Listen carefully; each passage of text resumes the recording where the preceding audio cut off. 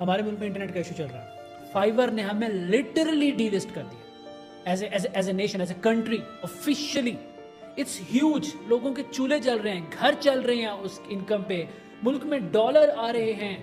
ایسا لگتا ہے کہ یہ جو ساری ڈیسیجن میکنگ ہو رہی ہے اس کے اندر کوئی بھی شخص ایسا نہیں ہے جس نے زندگی میں روزی روٹی کے لیے اسٹرگل کیا ہو، جس نے زندگی میں فری لانسنگ کر کے کلائنٹ کو بڈ بھیج کے گگ لگا کے پھر مسلح پہ بیٹھ کے دعا کی ہوگا اللہ کرے یہ پروجیکٹ آ جائے ورنہ میرے گھر کا بل نہیں پے ہوگا، ورنہ میرے گھر راشن نہیں آئے گا.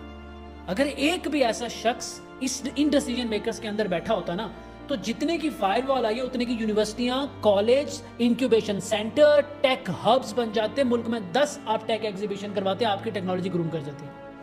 آپ پڑ گئے ایک فائر وال کے پیچھے اتنا بڑا بجٹ لگا کے. آپ امیجن کریں، آپ لوگ سوچ رہے ہیں ہر بندہ ایک ڈفرنٹ فیلڈ میں جا کے اپنے آپ کو ویسٹ کر سکتا ہے اور وہ کبھی ریکوری نہیں ہوگی. آپ کی فائر وال ٹھیک ہو جائے گی، وہ بچے کا کریئر ریکور نہیں ہو پائے گا.